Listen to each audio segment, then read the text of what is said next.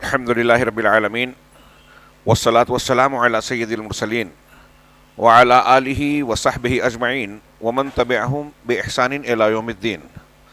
اعوذ باللہ من الشیطان الرجیم. بسم اللہ الرحمن الرحیم. لقد کان فی قصصہم عبرۃ لأولی الالباب. وقال تعالی محمد الرسول اللہ والذین معہ اشداء علی الکفار رحماء بینہم تراہم رکعا سجدا یبتغون فضلا من اللہ ورضوانا سیماہم فی وجوہہم من اثر السجود ذالک مثلہم فی التوراۃ ومثلہم فی الانجیل. اس دینی دعوتی تربیتی مجلس کے صدر محترم جمعیت اہل حدیث مالیگاؤں کے امیر جناب اقبال احمد سر صاحب حفظہ اللہ، یہاں تشریف فرما علماء کرام، اورنگ آباد اور باہر سے تشریف لائے ہوئے میرے بزرگوں، بھائیوں، دینی ماؤں اور بہنوں، جیسا کہ آپ نے سنا میرے اس خطاب کا جو میں آپ کے سامنے گفتگو رکھنے جا رہا ہوں، اس کا متعین عنوان ہے صحابہ کرام کی حیات صحابہ کے تربیتی پہلو. سب سے پہلے تربیت کے معنی اور اس کی ضرورت کا ہلکا سا اشارہ کر دوں، ورنہ عنوان اتنا زرخیز، اتنا زبردست اور اتنا پھیلا ہوا ہے کہ ایک صحابی کی زندگی پر اگر ہم چاہیں، سیدنا ابوبکر صدیق یا سیدنا عمر فاروق یا کسی اور صحابی رضی اللہ عنہم کی زندگی کو لیں تو ایک جو مقررہ وقت ہے خطاب کا وہ کم پڑے گا. تمام صحابہ اور ان کی زندگیوں کے تربیتی پہلو ناممکن سی بات ہے. سال بھر یہ سلسلہ چلایا جا سکتا ہے، اور میں یہ اپنی گفتگو کے آغاز سے پہلے مشورہ دوں گا. بڑا آدمی نصیحت کرتا ہے، اپنے آپ کو میں چھوٹا سمجھتا ہوں اس لیے مشورہ کہہ رہا ہوں. تلقین کروں گا جو مجھ سے چھوٹے ہیں ان کو نصیحت ہی سمجھ لیجئے کہ آپ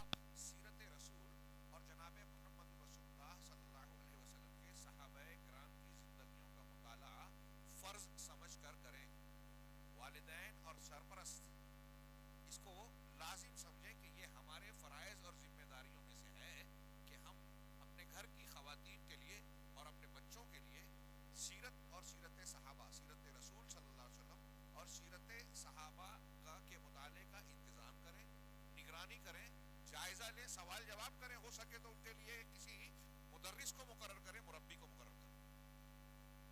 تربیت ربا یربو، اسی سے اللہ تبارک و تعالیٰ کا نام ربی ہے، پالنے والا، آقا، متصرف، اور تربیت اسی سے ہے. ربوبیت یا تربیت کی ایک تعریف کی جاتی ہے کہ انشاء الشیء شیئا فشیئا الی حد التمام، کسی چیز کو درجہ بدرجہ اس کے کمال تک، اس کے کامل ہونے تک پہنچانا. حقیقت میں تو یہ اللہ رب العالمین کرتا ہے. آدم علیہ السلام کی پیدائش، ان کی پیٹ سے نکال کر دنیا میں زندگی بخشنا، سلسلہ جاری کرنا، مرنے کے بعد برزخ کا معاملہ، برزخ کے بعد دوبارہ زندہ کیا جانا، دوبارہ زندہ کرنے کے بعد جنت اور جہنم تک پہنچانا، اللہ کی ربوبیت کا پورا حصہ ہے اور پھیلا ہوا معاملہ ہے. اس کا ایک وہ حصہ جو ماں باپ انجام دیتے ہیں، سرپرست انجام دیتے ہیں، اساتذہ اور ذمہ داران انجام دیتے ہیں، ہم وہ گفتگو کر رہے ہیں. یعنی انسان سازی کہہ لیجئے، مردم سازی، انسان بنانا. دنیا میں کسی بھی جانور کے بچے کو آپ دیکھیں بہت کم مدت میں وہ زندگی کے راستوں کو پہچان لیتا ہے، چلنے لگتا ہے، جینے لگتا ہے. سب سے زیادہ مشکل کسی جاندار کو بنانا، سنوارنا، سجانا اگر ہے تو وہ انسانوں کو. اور پھر اس کا پورا مادہ اگر دیکھیں تو اللہ کی طرف سے اس کام کے لیے انبیاء کرام علیہ السلام مبعوث ہوتے تھے. تربیت کے کام میں صرف یہ نہیں ہے کہ آپ کچھ چیزوں کی ٹریننگ دے دیں، جیسے سرکس میں کسی ہاتھی گھوڑے کو سکھایا جاتا ہے کہ ہنٹر کی آواز پہ، سیٹی کی آواز پہ وہ دونوں ٹانگوں کو اٹھا لے ہوئے سائیکل کے پہیے گھمانے لگے، اچھل کود مچانے لگے، کچھ خاص کر تب بتائے. اس طرح اگر آپ بچوں کو کچھ خاص چیزیں سکھاتے ہیں تو یہ تعوید ہے، اس کی حقیقت میں تربیت کا مکمل معنی نہیں ہے. تربیت میں انسان کی ذہن سازی، فکر سازی، فکر کی تعمیر، اور ساتھ ہی ساتھ اس کے عقیدے اور عمل و منہج کی تعیین شامل ہے، اور اس بنیاد پر اس کے اخلاق و کردار کو بہتر سے بہتر بنانا، برائی اور اس کو نقصان پہنچانے والے ظاہری اور باطنی اوصاف سے بچاتے ہوئے۔ دھیان دیجئے، زیادہ وقت نہیں ہے کہ میں ایک ایک چیز کی تفصیل میں جاؤں، غور سے، کہ ظاہر اور باطن میں دل میں کوئی خرابی ہو، گندگی ہو، شرک کی، کفر کی، شک و شبہے کی، لالچ، حرص، شہوت پرستی وغیرہ وغیرہ، ان سے صفائی کرنا تربیت کے لیے ضروری ہے۔ صحیح اچھی اسلامی تربیت کی بات کر رہا ہوں، ایک ایک لفظ کے تفصیل کا موقع نہیں ہے۔ اور جن چیزوں کو اللہ رب العالمین نے بندوں سے طلب کیا ہے کہ آپ کو ایسا ایسا ایسا ایسا کرنا ہے، ایسا ایسا بننا ہے، ان چیزوں سے کسی انسان کو، بچے کو آراستہ کرنا، اور جن چیزوں سے اللہ نے منع کیا ہے اس سے باز رہنے کی تعلیم دی ہے، ان چیزوں سے انسان کو پاک کرنا، بچانا، یہ تربیت کے معنی میں ہے۔ اپنے الفاظ میں نے بتانے کی کوشش کی۔ اس کی کتنی ضرورت ہے؟ قرآن کی ایک آیت، اللہ رب العالمین کا ارشاد جو آپ جانتے ہیں، یاد ہوگی اکثر لوگوں کو، یا ایھا الذین آمنوا قوا انفسکم واہلیکم نارا وقودھا الناس والحجارہ، کہ اے ایمان والو، تم اپنے آپ کو، پہلے اپنے آپ کو اور پھر اپنے اہل و عیال کو نار سے، جہنم سے بچاؤ۔ ابھی آپ نے تھوڑا سا سنا، جمعہ کے خطبے میں بھی ہلکا سا ذکر آیا تھا۔ کون سی جہنم؟ جس کی آگ دنیا کی آگ سے 69 گنا زیادہ شدید ہے، کالی ہے تارکول ڈامر سے زیادہ، جہاں اگر آدمی چلا گیا تو اللہ ہمیں بچائے، موت کو پکارے گا، چیخے گا، چلائے گا، لیکن موت نہیں آئے گی۔ وَيَأْتِيهِ الْمَوْتُ مِنْ كُلِّ مَكَانٍ وَمَا هُوَ بِمَيِّتٍ، روم روم سے، ہر جگہ سے موت آئے گی، لیکن وہ مرنے والا نہیں ہوگا۔ اللہ نے فرمایا کہ اس آگ سے اپنے آپ کو اور اپنے اہل و عیال کو بچاؤ۔ اس معنی میں اللہ رب العالمین کے اس ارشاد کی گہرائی میں جائیے۔ گہرائی کیا؟ موٹا موٹا بھی آپ اس پر سنجیدہ ہو جائیں کہ آپ اپنے بچوں کے تعلق سے یہ پسند کریں گے کہ وہ اس بھیانک آگ کا شکار بنے، ایندھن بنے۔ وقودھا الناس والحجارہ، اس کا ایندھن لوگ ہوں گے، پتھر۔ لوگ کون سے؟ شرک والے، کفر والے، جن کی تربیت نہیں ہوئی ہے، جن کی گندگی سے پاکی اور صفائی نہیں کی گئی ہے۔ اسی لیے حضرت علی رضی اللہ تعالیٰ عنہ نے اس آیت کی تفسیر میں کہا کہ اپنے آپ کو اور اہل و عیال کو جہنم میں بچانے کا اللہ نے جو حکم دیا وہ کیسے ہوگا؟ وہ اس طرح سے ہوگا کہ اپنی اور اپنی اولاد کی صحیح اسلامی دینی، میں اپنے الفاظ میں ان کے معنی، ان کے جملے کو نقل کر رہا ہوں، ان کی دینی تربیت کرنا، عقیدے اور اعمال، ایمان اور عمل صالحہ کی تعلیم دینا، برے اعمال، کفر اور شرک اور ان کی شاخوں سے اجتناب کرنے کی تربیت دینا۔ اس طریقے سے آپ اپنے آپ کو، اپنے اہل و عیال کو جہنم سے بچا سکتے ہیں۔ کیا ہم اس کے لیے سنجیدہ ہیں؟ جتنا ہم اپنے بچوں کے، دنیا کے مستقبل کے لیے فکر مند ہوتے ہیں، میرا بچہ یہاں یہ ترقی کر جائے، یہ بن جائے، کیا اس کا عشر اشیر بھی آج کل ہمارے ذہن و دماغ میں یہ آتا ہے کہ میرا بچہ کسی بھی طرح کچھ بھی ہو جائے، جہنم کی آگ کا ایندھن نہ بنے؟ اگر یہ فکر ہوتی تو اس کے اثرات ہمارے گھروں میں نظر آتے، اور ہم اس عنوان کو بہت پہلے پڑتال چکے ہوتے کہ تربیت کرنی ہے تو کیسے کرنی ہے۔ تربیت کی ایک اہمیت اور بنیاد تو یہ ہو گئی جو میں نے بتایا کہ اللہ خوش ہو جائے اور اپنے عذاب سے محفوظ رکھ دے، کامیابی ہو گئی۔ کامیابی کا یہ معیار ہے، دنیا کے دوسرے معیارات باطل ہے، بیکار ہے۔ دوسری بات، دنیاوی نقطہ نظر سے بھی دیکھیے، آپ اپنے بچوں کی غلط تربیت کر رہے ہیں، حرام لقمہ کھلا رہے ہیں، صحیح غلط، جائز ناجائز کی پرواہ نہیں کر رہے ہیں۔ کوئی شرک کر رہا ہے، بدعت کر رہا ہے، کہتا ہے ان جھنجھٹوں میں نہ پڑو، تو بچہ بھی وہ اسی راستے پہ چل پڑا، گناہوں کے راستے پہ۔ دنیا کا فائدہ جہاں مل رہا ہے، لوگوں کے حقوق کا مارنا، ظلم کرنا، کسی کے مال کو تلف کر دینا، یہ اس کی عادت سی بن گئی ہے، اس میں وہ حرج محسوس نہیں کرتا۔ تو بڑا ہونے کے بعد جب آپ نے اس کو کروڑوں کی جائیداد پراپرٹی میں دی، وہ یوں ہی اڑا دیتا ہے، کیونکہ وہ عیاش بن چکا ہے۔ اب اسے دنیا کی دولت کم پڑے گی۔ ہاں، رجواڑے اجڑ گئے تربیت نہ کرنے کی وجہ سے۔ پھر ایسا بھی ہوتا ہے کہ کبھی آپ کو پولیس اسٹیشن سے فون آئے اور کہے کہ آپ کا بچہ فلاں جرم کے ارتکاب میں گرفتار کیا گیا ہے، ایسے ایسے سنگین جرائم کا مرتکب ہے، اس پر ایسی ایسی دفعات لگی ہے، ہندوستانی آئین کے مطابق اسے یہ سزا ہونی ہے۔ آپ دنیا میں بھی رسوائی محسوس کرتے ہیں، جمع پونجی بھی وہاں خرچ کرتے ہیں، اور کیا کیا ہوتا ہے۔ اگر آپ نے صحیح تربیت کی، اگر آپ چاہتے ہیں کہ آپ کے مرنے کے بعد آپ کا بچہ آپ کے لیے دعا کرے، ہے نا، اذا مات الانسان انقطع عنہ عملہ الا من ثلاث، جب انسان کی موت ہوتی ہے تو اس کا عمل منقطع ہو جاتا ہے، سلسلہ عمل ختم ہو جاتا ہے، کٹ جاتا ہے، سوائے تین چیزوں کے، ان تین چیزوں میں صدقہ جاریہ، علم ینتفع بہ، اور ولد صالح یدعو لہ، وہ نیک اولاد جو اس کے لیے دعا کرے۔ غور کیجئے، نیک اولاد، نیک اولاد کہا، اولاد نہیں کہا۔ آپ نے بچہ پیدا کیا، کھانا پینا دے دیا جانوروں کی طرح، جو چیزیں ضرورت ہے جسمانی وہ فراہم کر دی، بڑا ہوا ضد کیا، جیسے چھوٹا تھا کھلونا مانگا کھلونا دے دیا، سائیکل مانگی سائیکل دے دی، بڑا ہوا موبائل مانگا موبائل دے دی۔ اب موبائل کا استعمال وہ کیسا کر رہا ہے آپ کو دیکھنے کی فرصت نہیں ہے، وہ کسی گمراہ آدمی کی تقریریں سن رہا ہے، کسی غلط انسان کو سن کر اپنا عقیدہ عمل برباد کر رہا ہے، اس کی بھی فکر نہیں ہے۔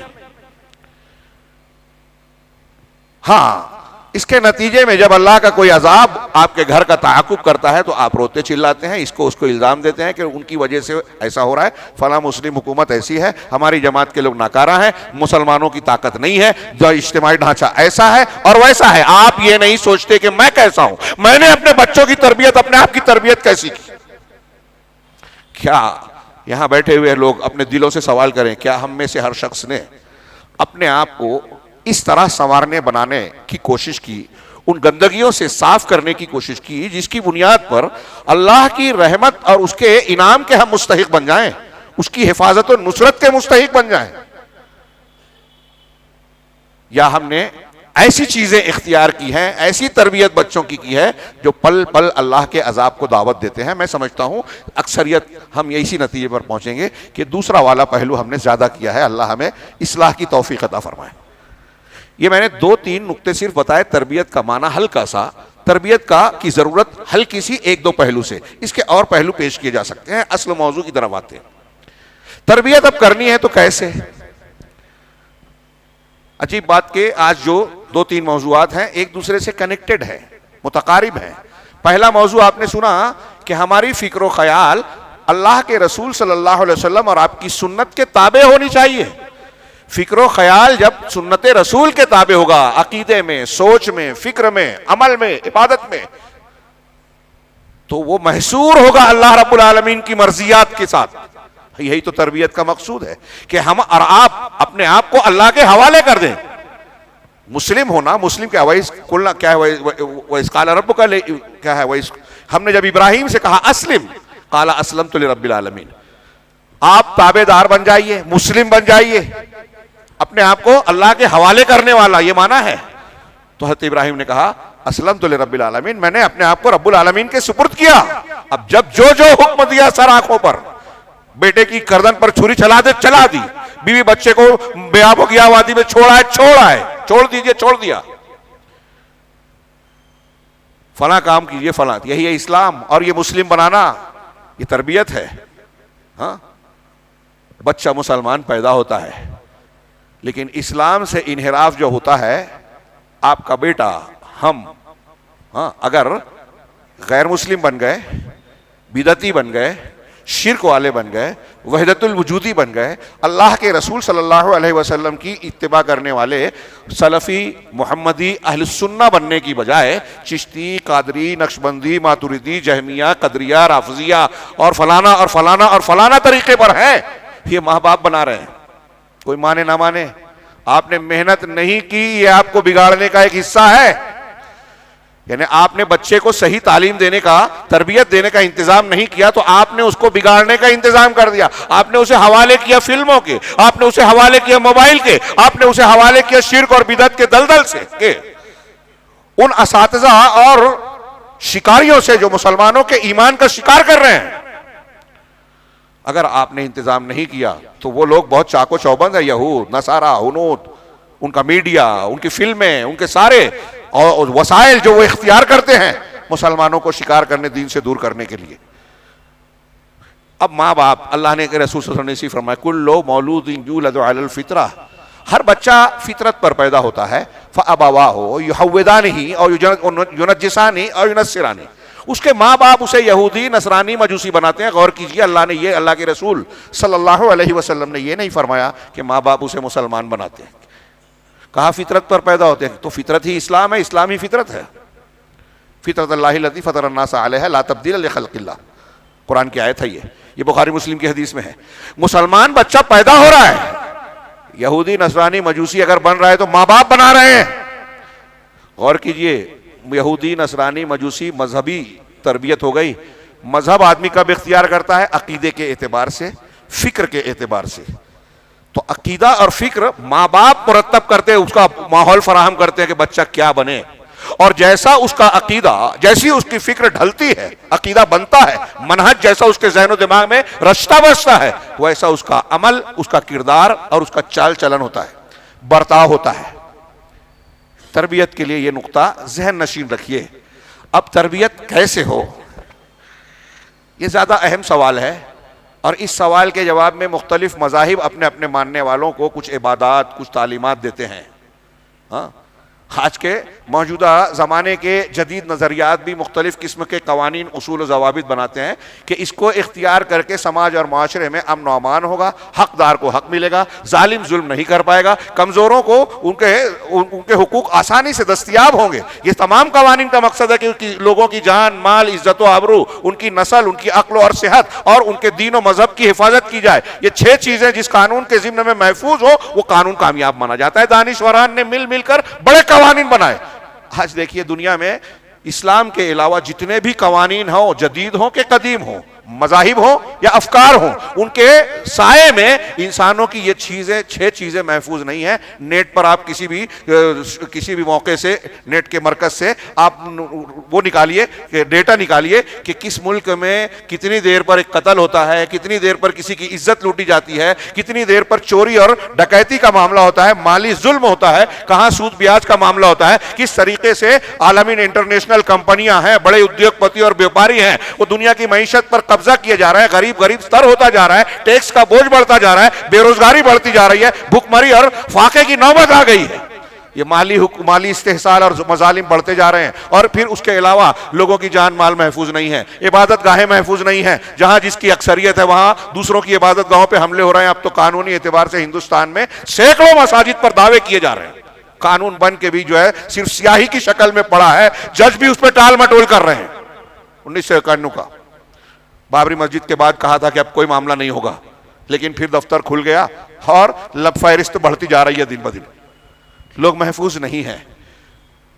تو صحیح نظام جو ہوتا ہے وہ لوگوں کو دنیا اور آخرت میں تحفظ دیتا ہے، حقوق کی بحالی کرتا ہے، وہ ہے اسلام، اللہ رب العالمین کا دین. کاش کے موقع ہوتا تو میں اس کے کچھ پہلوؤں پر گفتگو کرتا، اصل موضوع کی طرف ابھی تک پہنچا نہیں. تربیت کا طریقہ کیا ہو؟ اللہ رب العالمین نے ہمیں جب پیدا کیا تو ہمیں ہدایت، اصلاح کا موقع بھی دیا. ابھی آپ نے پہلے خطاب کا میں نے حوالہ لیا، دوسرا خطاب جو آپ نے سنا کہ اصلاح معاشرہ کیسے ہوگی؟ اصلاح معاشرہ اصلاح فرد سے ہوگی. ایک آدمی کی اصلاح کریں گے تو اجتماعی معاملہ پھیلتا جائے گا. اور اصلاح فرد، اصلاح معاشرہ کیسے ہوگا؟ جیسے میں نے اشارہ کیا، انبیاء کرام علیہ السلام کو اسی کام کے لیے اللہ تبارک و تعالیٰ نے بھیجا کہ وہ لوگوں کو صحیح تربیت کریں، تزکیہ کریں. جناب محمد رسول اللہ صلی اللہ علیہ وسلم کے جو کام کئی آیتوں میں بیان کیے گئے، کم سے کم 4 آیتوں میں الگ الگ مقامات پر، سورہ جمعہ میں، سورہ آل عمران میں اور دوسرے مقامات پر. تو آپ کا کام بتایا گیا، یا یتلو علیہم آیاتہ ویزکیہم ویعلمہم الکتاب والحکمہ وان کانوا من قبل لفی ضلال مبین. کہ یہ رسول وہ ہیں امیوں میں جن کو بھیجا گیا کہ وہ قرآن آیتوں کی تلاوت کرتے ہیں، اللہ کی آیتوں کی تلاوت کرتے ہیں. تلاوت آیات تربیت کا پہلا نسخہ. قرآن سے جوڑیے اپنے آپ کو. ابھی تھوڑا سا ذکر آئے گا انشاءاللہ کہ قرآن سے جوڑیے. نمبر 1 وَيُزَكِّيهِمْ، ان کا تزکیہ کرتے تھے. تزکیہ. علامہ البانی رحمہ اللہ ایک بات بہت تکرار سے بار بار بیان کرتے ہیں اور بڑی پیاری بات کرتے ہیں. وہ دین کی تعلیم و تربیت کا ایک خلاصہ کہنا چاہیے کہ آپ انبیاء کے دین یا اسلام کی تعلیمات کو دیکھیں تو اس کو 2 نقطوں میں مرکوز کر سکتے ہیں. ایک کو تحلیہ کہیں گے، ایک کو تخلیہ کہیں گے. ایک کو تربیہ کہیں گے، ایک کو تصفیہ کہیں گے. تحلیہ حلو سے، زیور سے بنتا ہے، یعنی کن چیزوں سے انسان کو آراستہ کرنا ہے، کون چیزیں ہمیں اختیار کرنا ہے، تربیت کرتے ہوئے بچوں کو سکھانا ہے کہ یہ کرو یہ کرو یہ کرو، یہ آپ کے اندر خوبیاں اور یہ صفات ہونی چاہیے. یہ تحلیہ ہے، تربیہ ہے کہ یہ کرنے کی چیزیں ہیں. اور تخلیہ یا تصفیہ کہیں گے وہ چیزیں جس سے انسان کو صاف کرنا، پاک کرنا ضروری ہے. اس کے بغیر آپ تربیت کتنی بھی کر لیں کوئی کامیابی نہیں ہے. آپ اگر انسانی فضلہ یا پیشاب ایک برتن میں رکھ کے خوب اچھا پانی بھریں، زمزم ڈال دے تو گندا ہی ہو جائے گا، بدبودار، نقصان دہ. تو پانی کو اچھا رکھنے کے لیے اس کی صفائی ضروری ہے. اور آج کل کے مربیان، دعوت و تبلیغ کا کام کرنے والے، اسلام کی خدمت کا نام لینے والے، بڑی بڑی کانفرنس سے سیمینار کرنے والے، وہ کہتے ہیں کہ میٹھی میٹھی سنتیں لیجئے، فضائل پہ عمل کیجئے، حکومت قائم کرنا ہے تو اتحاد کیجئے، آپ شرک کرو کہ مت کرو، بدعت کا ارتکاب کرو کہ نہ کرو، یہ مذہب اور یہ سنت اور یہ مسلک اختیار کرو، کوئی مسئلہ نہیں ہے. انہوں نے تربیہ، تسلیہ، تصفیہ یا دین کی بنیاد کو سمجھا ہی نہیں ہے. جو شرک کا رد نہیں کرتا، بدعت کو رد نہیں کرتا، دین نہیں سمجھا ہے. وہ اگر تبلیغ اور محنت کر رہا ہے تو دعوت و تبلیغ نہیں کر رہا ہے. وہ اپنے بچوں کی صحیح تربیت کر ہی نہیں سکتا، ہو ہی نہیں سکتا. انبیاء کا طریقہ نہیں ہے، قرآن کا طریقہ نہیں ہے. انبیاء کی بابت اللہ تعالیٰ نے قرآن میں فرمایا وَلَقَدْ بَعَثْنَا فِي كُلِّ أُمَّةٍ رَسُولًا أَنِ اعْبُدُوا اللَّهَ وَاجْتَنِبُوا الطَّاغُوتَ. ہم نے ہر امت میں ایک رسول بھیجا، ہر امت میں پیغمبر آیا اللہ کا. یہ اللہ کا انعام ہے، اس کی رحمت و کرامت ہے. ہاں، ہم پر شفقت اور مہربانی ہے. کھانا دیا، سانس لینے کے لیے ہوا آکسیجن دی، کپڑا دیا، رشتہ دار دیے، سب دیا. اس سے بڑھ کر ہدایت دی. ہدایت سب سے قیمتی دولت ہے، اس کی قدر کیجئے، جو ہمارے ہاں سیکنڈری ہو گئی ہے. تو ہر نبی میں ہر امت میں رسول بھیجا. رسول یعنی نمائندہ، اللہ کا پیغمبر، پیغام لانا. اس کا پیغام کیا تھا؟ بنیاد بتائی، ان اعبدوا اللہ. پہلا حصہ کہ اللہ کی عبادت کرو، یہ ہے تربیہ، یہ ہے کیا ہے تربیہ، تحلیہ، کہ عبادت اللہ کی کرنی ہے، بیس، یہ بنیاد ہے. لیکن اتنا کافی نہیں ہے کہ آپ اللہ کی عبادت کریں، اتنا کافی نہیں ہے.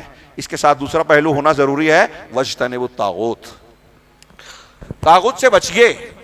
یہ انبیاء کی، تمام انبیاء کی، رسولوں کی تعلیم بنیادی بتائی جا رہی ہے. آغاز یہیں سے ہوتا تھا، ان کی دعوت کا انتہا یہیں سے ہوتی تھی. اور آج 20 سال تک کوئی آدمی دعوت و تبلیغ کا کام کرتا ہے، اسے پتہ ہی نہیں ہے کہ اللہ کی عبادت کے اوصاف، صفات، معنی کیا ہے، توحید کا مطلب کیا ہے، طاغوت کسے کہتے ہیں، اس سے بچنے کا مطلب کیا ہے. کسی نے طاغوت کو محدود معنی کر دیا کہ صرف وہ حکومت ہے، غیر اللہ کا قانون ہے. اب الوہیت میں دوسروں کو شریک کرے کوئی بات نہیں، وحدت الوجود کو مانے کوئی بات نہیں. کتنی بڑی حماقت کی بات ہے. موٹی موٹی کتابیں، تفاسیر، دعوت و تبلیغ کے بڑے بڑے جو ہے پروگرام ہو رہے ہیں، لیکن اسلام کو صحیح سمجھا ہی نہیں ہے. نبیوں والا دین، تربیت پیش ہی نہیں کی جا رہی ہے. اللہ نے فرمایا کہ اللہ کی عبادت کرو، یعنی توحید. توحید، ساری نیکیاں توحید کی شاخیں ہیں. یہ اللہ تعالیٰ کا نظام تربیت ہے اور نبیوں کا طریقہ ہے.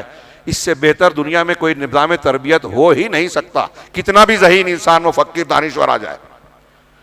اور ان کے نتائج بھی دیکھیے. اللہ کے نبی صلی اللہ علیہ وسلم کو ابھی آپ نے سنا کہ آپ کی تربیت میں پلنے والا معاشرہ پوری انسانی تاریخ میں سب سے اعلیٰ مکمل معاشرہ، بے مثال. ایسی عظیم شخصیات کسی ایک زمانے میں کبھی اکٹھا ہوئی نہیں ہے جیسے صحابہ تھے. جس شخص نے عہد جاہلیت میں، جب ہم اس کا نقشہ پڑھتے ہیں کہ اسلام آنے سے پہلے کیا حالات تھے دنیا کے، عرب کے اور دنیا کے، کوئی گناہ نہیں تھا جو عام نہیں تھا، کوئی شعبہ نہیں تھا جہاں گمراہیاں نہیں تھی. عقیدے میں، عمل میں، فکر میں، معاملات میں، لوگوں کے حقوق کے معاملے میں، ہر معاملے میں خرابیاں ہی خرابیاں. اس سماج اور معاشرے کو نبی پاک صلی اللہ علیہ وسلم کی دعوت، تبلیغ اور تربیت کو بھی جوڑیے ساتھ میں. آپ کی تربیت سے فیضیاب ہونے والا وہ معاشرہ انسانی تاریخ کا سب سے بہترین معاشرہ بن گیا.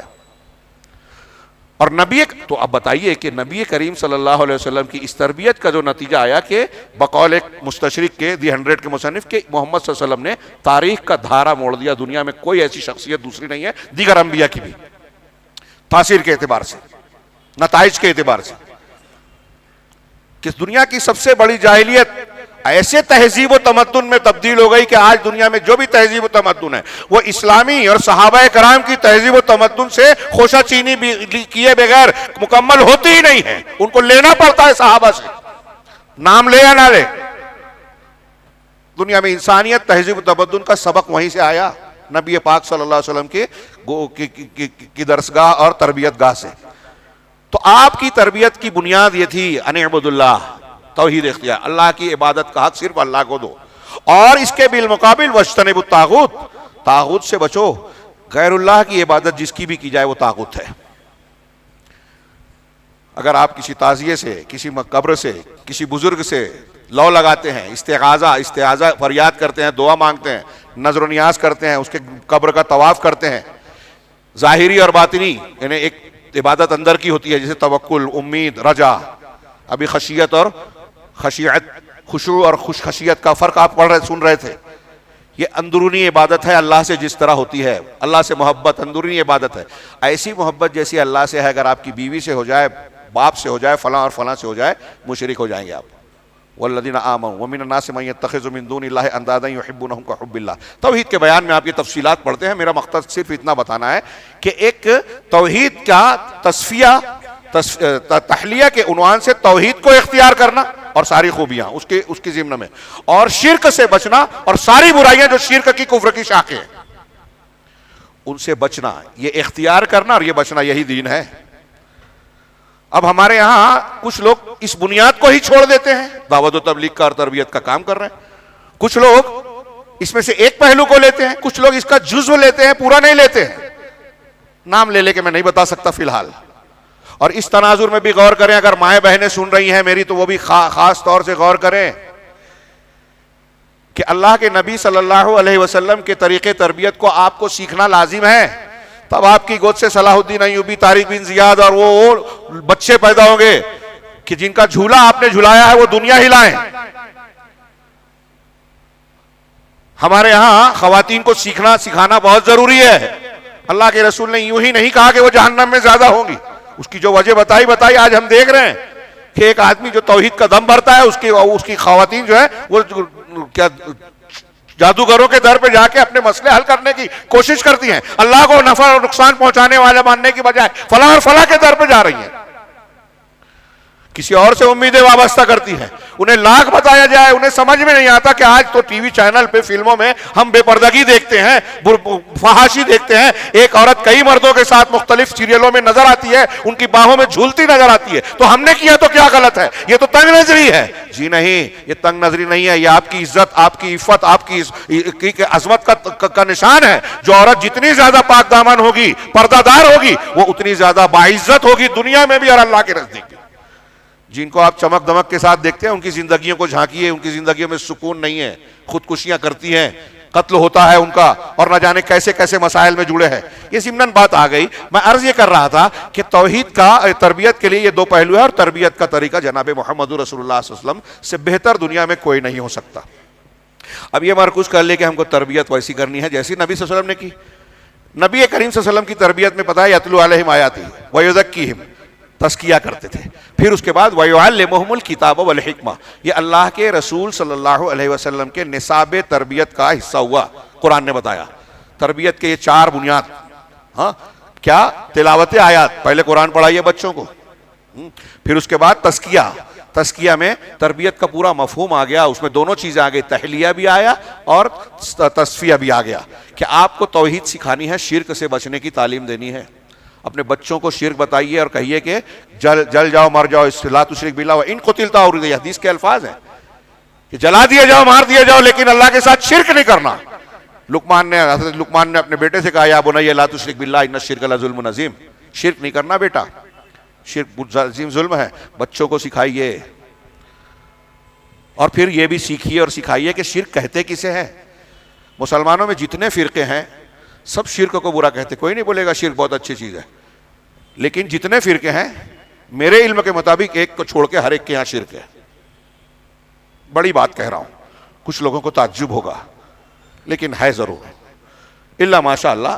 یہ مجموعی طور سے کہہ رہا ہوں، بعض دوسرے بس فرقوں میں بھی انفرادی طور سے بہت سے لوگ صحیح ہو سکتے ہیں، لیکن مجموعی طور سے جو ہم دیکھتے ہیں شرک اور بدعت سے، جو بدعت کرے گا وہ شرک میں پڑے گا۔ قرآن کہتا ہے فَلْيَحْذَرِ الَّذِينَ يُخَالِفُونَ عَنْ أَمْرِهِ أَن تُصِيبَهُمْ فِتْنَةٌ، تفسیر کا اس کا موقع نہیں ہے، تو آپ کو سب جگہ نظر آئے گا، پھر آپ تربیت کیسے کریں؟ اللہ کے نبی صلی اللہ علیہ وسلم نے تربیت کی، ہمارے سامنے سیرت مبارکہ موجود ہے۔ اب رسول اللہ صلی اللہ علیہ وسلم کی تربیت جو تھی اس کا پورا عکس جناب محمد رسول اللہ صلی اللہ علیہ وسلم کے صحابہ کرام میں آپ کو نظر آئے گا. آپ نے اصلاح معاشرہ کی، اس میں کوئی کمی تھی؟ بہترین معاشرہ، ایک ایک فرد اپنی حیثیت سے ایک امتیازی شان رکھتا تھا. ابو بکر صدیق ایک الگ شان رکھتے ہیں بلاسانی امت میں، عمر فاروق، عثمان غنی، ہر صحابی کو دیکھیے الگ الگ خصوصیات. عجیب بات ہے. کیسے ہوا یہ؟ نبی کریم صلی اللہ علیہ وسلم کی شاندار، جاندار، زبردست، بے مثال تربیت اور تعلیم کی وجہ سے. اب صحابہ کرام کی عنوان جو مجھے دیا گیا کہ ان کی زندگیوں میں تربیتی پہلو، پہلی تو یہ کہ ہمیں صحابہ کرام کی زندگیوں کو قرآن کہتا ہے پڑھنے کے لیے. ان کی زندگیاں، صحابہ کی زندگیاں ہمارے لیے نمونہ ہے تربیت کے اعتبار سے، تعلیم کے اعتبار سے.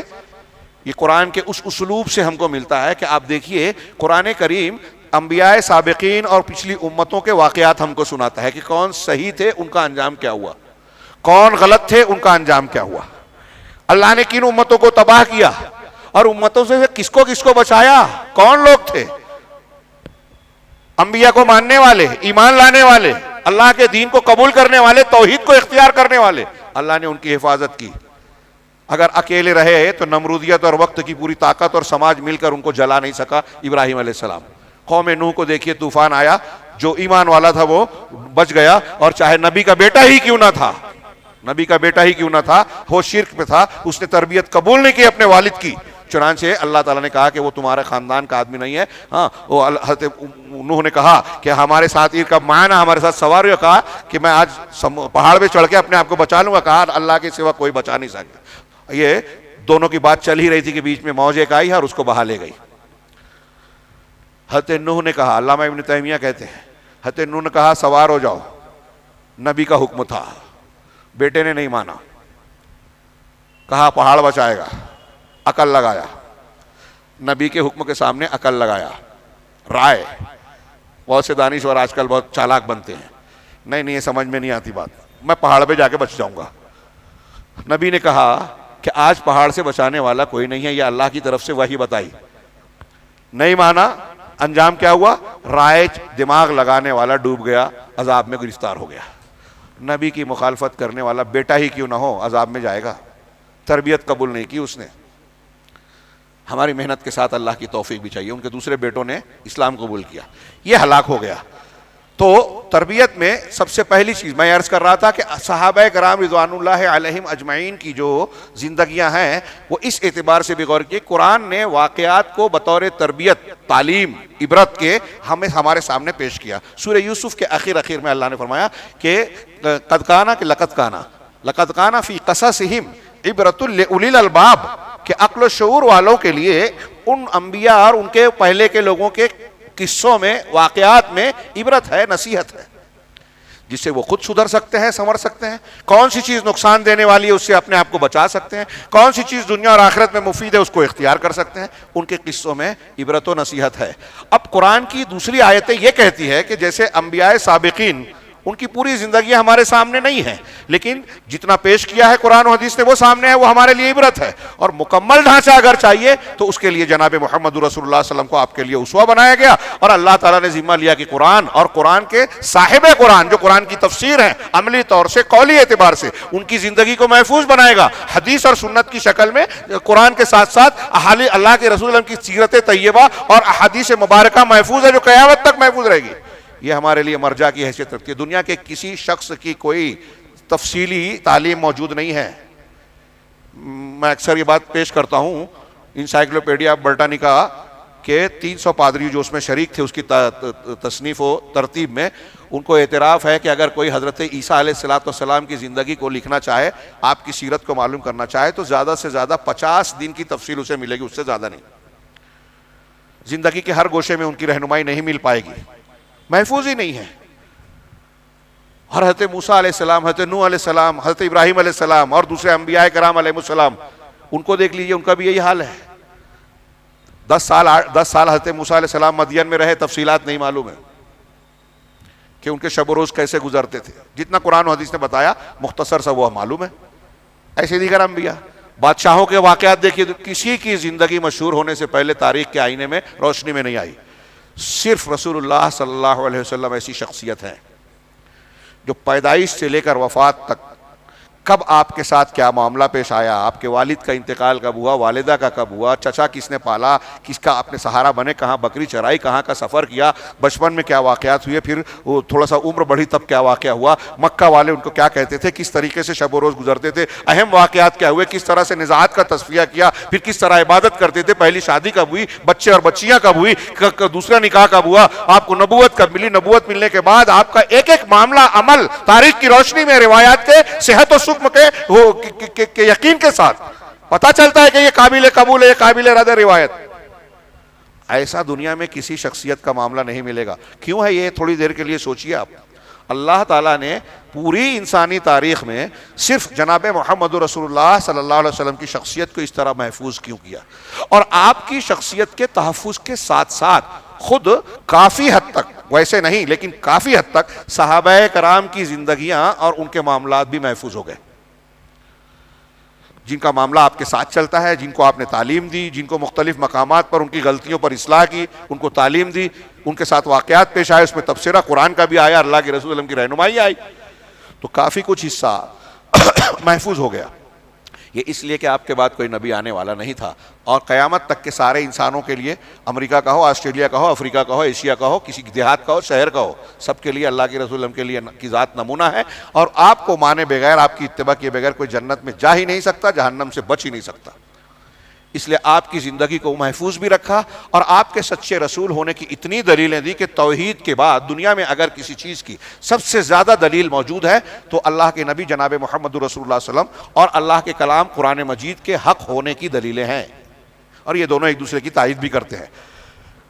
خیر، یہ قرآن، اللہ کے نبی صلی اللہ علیہ وسلم نے خود بھی کہا کہ میرے بعد 73 فرقے ہوں گے، ایک ہی جنت والا ہوگا، 72 غلط راستے پہ ہوں گے، جہنم والے راستے پہ، وہ ہمیشہ کے لیے جائیں یا عارضی جائیں، یہ الگ بحث. اللہ کے رسول نے کہا 73 میں سے 72 غلط ہوں گے. ہمارے یہاں آج مبلغین، مصلحت والے، دانشور کہتے ہیں یہ سب چھیڑو مت، جو جیسا کر رہا ہے کرنے دو، کوئی شرک کر رہا ہے کرنے دو، بدعت کر رہا ہے کرنے دو، کسی کو رد مت کرو. جو رد نہیں کرتا وہ اسلام کی خدمت نہیں کرتا. غلط کو رد کرنا اہل حق کی ایک نشانی ہے. مسلم شریف کہتے ہیں جو بدعتیوں سے ہاتھ سے جہاد کرے وہ مومن، زبان سے جہاد کرے وہ مومن، دل سے جہاد کرے وہ مومن، اور اس کے بعد رائی کے دانے کے برابر ایمان نہیں ہے. مطلب آپ اگر باطل کا رد نہیں کر رہے ہیں تو آپ کے اندر ایمان نہیں ہے، اللہ کے رسول فرما رہے ہیں. تو نبی کریم صلی اللہ علیہ وسلم نے پورا تربیتی ڈھانچہ اپنے تربیتی عمل کے ذریعے سے ہم کو دیا، اور اس میں حق کے اس بات کے ساتھ باطل کی تردید کا پہلو بھی شامل ہے. اب آپ اس اعتبار سے اللہ کے نبی صلی اللہ علیہ وسلم کی حیات اور پھر آپ کے بعد صحابہ کو دیکھیں. کیوں؟ اس لیے کہ ایک حدیث میں پیش کر رہا تھا کہ ایک جنت والا راستے پہ ہوگا. کون ہوگا؟ کون ہوگا وہ راستہ جنت والے راستے پہ؟ اسی حدیث میں ہے جس کو سب مانتے ہیں کہ جس پر میں ہوں، جس پر اللہ کے رسول ہے، وہ سنت ہے.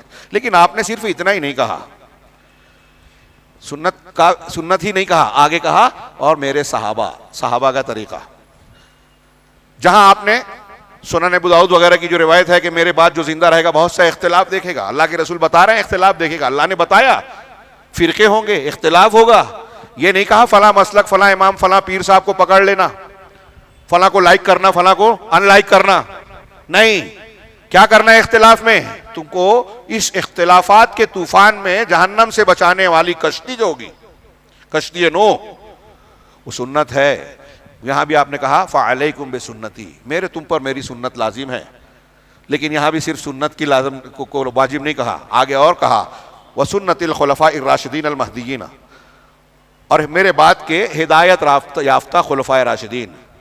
اس کو مضبوطی سے دانتوں سے پکڑ لو، تمسکوا بہا، مضبوطی سے پکڑ لو، دانتوں سے جکڑ لو.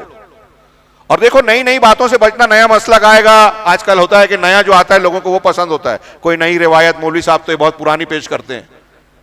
قرآن بھی نیا چاہیے، حدیثیں نہیں چاہیے، دین نیا چاہیے. اللہ کے رسول نے فرمایا کہ یہاں تجدد ہے، دنیا میں آپ نیا ایجاد کیجئے، بہتر ہے. دین میں اصلاح اسی چیز سے ہوگی. امام مالک کہتے ہیں کہ لن يصلح آخر هذه الامه الا بما صلح به اولها، کہ اس امت کا آخری حصہ درست نہیں ہو سکتا، سنور نہیں سکتا، اصلاح معاشرہ ہو ہی نہیں سکتی مگر اسی چیز سے جس سے پہلے حصے کی اصلاح ہوئی. اصلاح معاشرہ صحابہ کی کیسے ہوئی تھی ویسے ہی ہوگی، اور صحابہ کرام نے اصلاح معاشرہ کا کیا طریقہ اختیار کیا وہ ہمیں دیکھنا ہے۔ وقت بہت زیادہ نہیں ہے، میں نے عرض کیا کہ ایک ایک شخصیت کی اور زندگی کے مختلف، جیسے تربیت کے بہت پہلو ہے، ذہنی تربیت، عقیدے کی تربیت، اعمال کی تربیت، عبادات کی تربیت، معاملات، دوسروں سے لین دین، حقوق کی ادائیگی، اخلاقیات، اللہ کا ڈر، اللہ کا خوف اور شرک سے بچنا، شرک کی تردید، حق کو اختیار کرنا، حق کو اختیار کرنے کے بعد اس پر جم جانا، مخالفتوں میں صبر کرنا، جمے رہنا، اور ایسے جتنے بھی اقدار عالیہ ہیں وہ سب آئیں گے اس میں۔ اور صحابہ کرام کی زندگیوں میں آپ کوئی پہلو ایسا نہیں پائیں گے زندگی کے گوشے کا جو آپ کو ہم کو نہ ملے۔ اللہ تبارک، اچھا میں یہ عرض کر رہا تھا، ایک دو حدیث کی طرف اشارہ کیا، 20 بلکہ 50 بلکہ سینکڑوں حدیث آیتیں پیش کر سکتے ہیں قرآن کی جو ہمیں پابند بناتی ہے کہ ہمیں وہ طریقہ اختیار کرنا چاہیے جو صحابہ کا تھا۔ ابھی آپ نے کچھ سنا، فَإِنْ آمَنُوا بِمِثْلِ مَا آمَنْتُمْ بِهِ فَقَدِ اهْتَدَوْا، اگر لوگ بھی ویسے ہی ایمان لے آئیں جیسے تم نے، یعنی صحابہ نے ایمان لایا تھا تو ہدایت والے ہو جائیں گے۔ اللہ تعالیٰ یہ معیار دے رہا ہے، اللہ کہہ رہا ہے صحابہ کے ایمان کے جیسا ہمارا ایمان ہو تو وہ ہم ہدایت والے ہو جائیں گے۔ آج فلاں اور فلاں مبلغ دائی بنتے ہیں اور وہ ہمارے نوجوانوں کو اس بحث میں لگاتے ہیں کہ کربلا کا واقعہ ہوا تھا اور یہ واقعہ ہوا تھا تو اس میں فلاں صحابی ایسے ہو گئے تھے، فلاں صحابی نے غلط کام کیا تھا لہٰذا ان سے مخالفت کی جائے۔ حضرت یزید اور فلاں پر صحابہ نے بیعت کی، وہ اس وقت یہ آج ان سے زیادہ بہادر ہو گئے۔ کیا آج کے زمانے میں ہم آپ سے کہتے ہیں ان کی مخالفت کریں؟ یہ دین نہیں ہے، اس کا کوئی فائدہ نہیں ہے، ہم کو اس کا مکلف نہیں بنایا گیا کہ ہم ان کے اعمال کا، ہاں جو ہمارے دین سے ہماری تعلیم سے تعلق رکھتا ہے اس میں ہم گفتگو کریں گے۔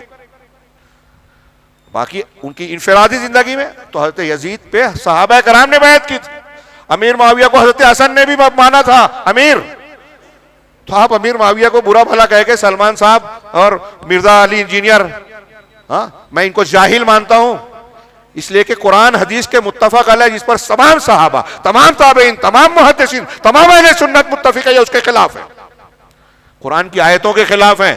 اب جس کو کسی کو ان کی بہت اچھی تقریر لگتی ہے، درس لگتا ہے، ان کو ماننے لگتا ہے۔ تو یاد رکھیے اللہ تبارک و تعالیٰ نے صحابہ کرام کی تعریف کی ہے، اللہ تعالیٰ کا تعریف کرنا اس بات کی دلیل ہے کہ ان کا ایمان اللہ کے یہاں مقبول ہے، اور اللہ نے ان کو ہدایت کا معیار قرار دیا۔ ایک آیت میں نے پڑھی، سورہ جمعہ کی جو آیت پڑھی اس میں بھی کہ پہلے وہ گمراہی میں تھے، مطلب اب ہدایت پر ہیں۔ اور وَمَن يُشَاقِقِ الرَّسُولَ مِن بَعْدِ مَا تَبَيَّنَ لَهُ الْهُدَىٰ وَيَتَّبِعْ غَيْرَ سَبِيلِ الْمُؤْمِنِينَ میں نبی کی مخالفت کے ساتھ ساتھ مسلمانوں یعنی صحابہ کی مخالفت کرنے والوں کو اس آیت میں جہنمی کہا گیا ہے۔ سورہ نساء کی آیت نمبر 115 جا کے پڑھیے، میں نے بہت پیش کیا، ابھی کنڑ میں بھی ایک ہفتہ پہلے گفتگو ہوئی اس پہ۔ ایسے عمومی استنباطی طور سے بھی 20 آیت سے علماء نے استنباط کیا، مثال کے طور پہ سورہ لقمان میں اللہ تبارک و تعالیٰ نے جو اقوال نقل کیے اس میں ایک جملہ ہے وَاتَّبِعْ سَبِيلَ مَنْ أَنَابَ إِلَيَّ، ہاں وَاتَّبِعْ سَبِيلَ مَنْ أَنَابَ إِلَيَّ، تربیت ہو، دعوت ہو، عبادت ہو، توحید ہو، شرک کا باطل کا رد کرنا ہو، کس کا راستہ اختیار کرنا ہے؟ قرآن کہہ رہا ہے کس کا راستہ اختیار کرنا ہے؟ من اناب الیہ، جو اللہ کی طرف انابت کرنے والا، رجوع کرنے والا ہے۔ انابت، علامہ ابن قیم اس آیت کے ضمن میں کہتے ہیں کہ صحابہ کرام جتنے بھی تھے سب اللہ کی طرف انابت کرنے والے منیب تھے، لہٰذا اس آیت کے مطابق تمام صحابہ کرام کی اتباع کی جائے گی مجموعی طور سے، جب اختلاف ہوگا تو وہاں الگ اصول ہے۔ ہم ہر نماز کی ہر رکعت میں پڑھتے ہیں اہدنا الصراط المستقیم، صراط الذین انعمت علیہم، جن پر تو نے انعام کیا ان کا راستہ صراط مستقیم وہ ہے۔ تائی ایک تو صراط مستقیم، کون سا صراط مستقیم ہے؟ سیدھا راستہ ہے جنت والا، جس پر تو نے انعام کیا۔ جس پر انعام کیا وہ کون ہے؟ سورہ نساء میں کہا نبیین، صدیقین، شہداء، صالحین۔ انبیاء واضح ہیں، صدیقین میں حضرت بکر صدیق، ان کی بیٹی صدیقہ اکبر صدیقہ یہ اولین طور پر داخل ہیں۔ جو ان کو نہ مانے رافضی وہ اس آیت کا انکار کرنے والا ہے۔ اور صدیقین، شہداء اور صالحین میں سر فہرست دنیا کے جو بھی شامل ہوں گے ان میں سب سے اوپر انبیاء کے بعد صحابہ ہیں۔ انعام یافتہ لوگوں میں صحابہ کرام ہیں۔ اس آیت سے بھی ثابت ہوا کہ صحابہ کرام کا راستہ صراط مستقیم ہے۔ قرآن میں کئی جگہوں پر اللہ نے کہا کہ یرفع اللہ الذین آمنوا والذین اوتوا العلم درجات، جن کو جو ایمان لائے اور علم دیے گئے اللہ نے ان کے درجوں کو بلند کیا۔ اس معنی کی اور بھی کئی آیتیں ہیں، امام بخاری اور سلف کے بہت سارے کبار علماء ائمہ کہتے ہیں کہ اہل علم میں اولین طور پر مراد صحابہ کرام ہیں. صحابہ کرام کے درجات کو اللہ نے بلند کیا، سب سے اونچا درجہ عطا فرمایا، لہذا ان کی بات مانی جائے. میں نے جو آیت پڑھی تھی محمد الرسول اللہ، محمد اللہ کے رسول ہے، محمد اللہ کے رسول ہے. والذین معہ، اور جو اس کے ساتھ ہیں، جو اللہ کے رسول کے ساتھ ہیں وہ کون ہیں؟ صحابہ. منافقین اللہ کے رسول کے ساتھ نہیں تھے. معیت کے معنی کی تشریح کا موقع نہیں ہے. ہاں میں نے جمعہ میں نقل کیا تھا نا، ایک صاحب کہہ رہے تھے کہ منافق صحابہ پر 100 گھنٹہ بھی بول سکتا ہوں، یا مہینے بھر، اس طرح کا جملہ انہوں نے کہا، سلمان ندوی نے. جو منافق ہوگا وہ صحابی نہیں ہوگا، جو صحابی ہوگا منافق نہیں ہوگا، اس لیے وہ جاہل ہے، اس کو معلوم نہیں ہے. اللہ رب العالمین فرما رہا ہے کہ جو رسول کے ساتھ مومنین ہے نا، مومنین نے صادقین، صادقین کا لفظ استعمال کیا تو اس سے بھی دلیل دی ہے. وَكُونُوا مَعَ الصَّادِقِينَ جو قرآن میں ہے نا، تو علماء نے کہا کہ صادقین سے مراد صحابہ ہیں، سچے تھے، ان کے ساتھ رہو، ان کا مسلک اختیار کرو، اس کا اس کا نہیں. اور یہاں کہا محمد الرسول اللہ والذین معہ، جو اللہ کے رسول کے ساتھ ہیں. اشداء علی الکفار، ان میں سے جو ایک ایک جملہ ہے اور آخر میں جو مثال بیان کی گئی، اگر اسے بیان کرنا چاہیں تو بڑا وقت چاہیے، اور اس کی تشریح میں آپ صحابہ کرام کی زندگیوں اور واقعات کو سمیٹ سکتے ہیں. علماء یہاں موجود ہیں، طلبہ بھی ہیں. غور کریں، ظاہر سی بات ہے کہ 5-7 منٹ میں اس کو تفسیر کا وہ نہیں کر سکتا، تو واقعات کو کیا لا پاؤں گا. اللہ تعالیٰ نے فرمایا کہ والذین معہ اشداء علی الکفار رحماء بینہم، بہت اہم صفت ہے کہ یہ الکفار پر سخت ہیں اور آپس میں نرم ہے، رحم دل ہے. اس کی ایک کی تشریح مجھے دل چاہتا ہے کہ لمبی چوڑی بات ہو، لیکن موقع نہیں ہے، لوگ غور نہیں کرتے. کفار پر سخت، اللہ کا جو انکار کرتا ہے. اب اس کے ضمن میں ان کو بھی لے لیجئے جو اللہ کے دین کی مخالفت کرتے ہیں، بدعت کرتے ہیں، غلط کام کرتے ہیں، کفر کی کسی شاخ کو اختیار کرتے ہیں، ان پر سخت ہونا چاہیے. یہ صحابہ کرام کا وصف تھا، اور یہ تربیت دینی ہے ہم کو. اپنے بچوں کو تربیت دینی ہے تو کہنا ہے ان کو کہ کفر اور شرک سے محبت نہیں، نفرت ہونی چاہیے. لا الہ الا اللہ کے صحیح ہونے کی شرائط میں سے ایک شرط یہ ہے کہ لا الہ الا اللہ کے کلمے اور کلمہ پڑھنے والوں سے محبت ہو. اگر یہ محبت نہیں ہے تو آپ کا لا الہ الا اللہ درست نہیں ہے. ایسی اس کی محبت لا الہ الا اللہ سے زیادہ کسی اور سے ہو تو آپ اسلام سے باہر ہیں. آپ کا لا الہ الا اللہ کروڑ مرتبہ پڑھے بیکار ہے. شرائط لا الہ الا اللہ علماء سے آپ پڑھیے، ضرور سیکھیے، بچوں کو سکھائیے. پہلی تربیت کا سبق وہی ہے. تو اللہ تبارک و تعالیٰ نے فرمایا کہ اشداء علی الکفار، کفار پر سخت ہیں اور مومنین پر نرم ہیں. اس ایک صفت پر جائزہ لے لیجئے. ہمارا سماج ایسا لگے کہ صحابہ سے بالکل مختلف ہے. جو سال ہا سال چھوٹے چھوٹے واقعے پہ لڑتے تھے، بھائی بھائی بن گئے اسلام اور توحید کی بنیاد پر، یہ دین کے رشتے پر. کفار پر یہ اس کو عقیدے کی اصطلاح میں ولا اور برا کہا جاتا ہے. کس سے دوستی کرنی ہے، کس سے دشمنی. صرف اس ایک چیز کو آپ اپنے گھر میں دیکھیے کہ ایک آدمی غلطی کر رہا ہے لیکن آپ اس کا ساتھ دے رہے ہیں تو آپ غلط کر رہے ہیں، اس عقیدے کے خلاف ہیں آپ. اپنی جماعت میں دیکھیے کہ کوئی غلط کر رہا ہے اور آپ اس کا ساتھ دے رہے ہیں. اپنے سماج اور محلے میں دیکھیے کہ سیٹھ صاحب غلط کام کر رہے ہیں لیکن آپ اس کا ساتھ دے رہے ہیں. غلط ہے مانتے ہو، لیکن سیٹھ صاحب ناراض نہ ہو جائیں. اب جب آپ اس کو غلط کرتے ہوئے آپ ناراض نہیں کرنا چاہتے، اس کا مطلب آپ گوارا ہے کہ اللہ ناراض ہو جائے آپ سے. یہی کہا کسی نے کہ توحید تو یہ ہے کہ خدا حشر میں کہہ دے یہ بندہ دو عالم سے خفا میرے لیے ہے. اللہ کا دین ہم مانتے ہیں، اس کے اصولوں کو قبول کرتے ہیں. اب اس کو کوئی مانے نہ مانے، کوئی ناراض ہو گالیاں دے، ہاں ہمارے گھر پر بلڈوزر چلائے، ہم کو قتل کرنے کی کوشش کرے، بدنام کرے، عزت پر حرف گیری کرے، لیکن اللہ رب العالمین کو خوش کرنا ہے ہمیں، تو ناراض ہوتا ہے، ہوتا رہے. یہ ہے ولا اور برا کی جڑ بنیاد. یہ توحید کا سرا ہے. جس کے اندر یہ ولا برا نہیں ہے، اس نے ایمان کی لذت حضرت ابن عباس سے محمد عبد الوہاب نے نقل کیا کہ جو اللہ کے لیے دوستی، اللہ کے لیے دشمنی، اللہ کے لیے محبت، اللہ کے لیے نفرت نہ کرے، وہ ایمان کی لذت سے محروم ہے. چاہے وہ نماز اور روزہ بہت کرتا ہو، خوب نماز پڑھے، خوب روزہ رکھے، لیکن شرک اور مشرک اور بدعتی کی تائید کرتا ہے، اس کو تقویت دیتا ہے، چندہ دیتا ہے، اس کو واہ واہ اور فلاں صاحب اس کی تقریروں کو فارورڈ کرتا ہے، لائک کرتا ہے. جو صحابہ کرام کو برا بھلا کہہ رہا ہے، انکار حدیث کرتا ہے، امیر معاویہ حضرت عائشہ رضی اللہ تعالیٰ عنہما یا کسی اور صحابی کو نشانہ بناتا ہے. جو اہل توحید کی مخالفت کرتا ہے، تصوف اور وحدت الوجودیوں کی تائید کرتا ہے، جو یہود کے کتوں کا کتا بنتا ہے، یہود کے کتے رافضیوں کو کہا جاتا ہے، ان کا ساتھ دینے والوں کو کہہ رہا ہوں، یہ عربوں کے جملے ہیں. ایسے لوگ توحید پر نہیں ہیں، صحابہ کے طریقے پہ نہیں ہے. تو صحابہ کی تربیت میں یہ پہلی چیز اشداء علی الکفار رحماء بینہم جو قرآن نے بیان کیا نا، اس میں وہ ساری چیزیں آ گئی جو ہم صحابہ کی زندگی میں پڑھتے ہیں. غزوہ بدر میں دیکھیے کہ حضرت ابو عبیدہ بن جراح نے اپنے والد کو قتل کر دیا، سامنے سے آئے کترانے لگے لیکن اس نے مقابلہ کیا. تو چونکہ کفر کی طرف سے اسلام اور رسول اسلام کے خلاف آئے تھے، گردن مارنے میں دریغ نہیں کیا بیٹے نے. یہ ہے ولا اور برا کی بنیاد کہ کفر کا ساتھ دینے کے لیے آئے ہو تو آپ ہمارے ابا نہیں ہو. حضرت عمر نے اپنے سگے ماموں کو مارا. قیدیوں کے بارے میں حضرت عمر نے یہی مشورہ دیا تھا جس کی تائید بعد میں اللہ نے کی. سورہ انفال میں پڑھیے کہ پہلی فتح ملی ہے، ہم میں سے جتنے لوگ ہیں ان کے رشتہ دار قیدیوں میں، میرے رشتہ دار کو میرے حوالے کیجیے، فلاں کے رشتہ دار کو فلاں کے حوالے، سب گردن مارے، ان کو اچھی طرح سے پیس دیا جائے پہلے مرتبہ میں. حضرت ابوبکر صدیق نے فدیے کا مشورہ دیا، وہ قبول کیا گیا. دوسرے دن قرآن کی آیت آ گئی، اللہ کے رسول اللہ اور صحابہ کرام رو رہے تھے. ہاں حضرت ابوبکر صدیق، عمر فاروق آئے، کہا دیکھا کیوں رو رہے ہو،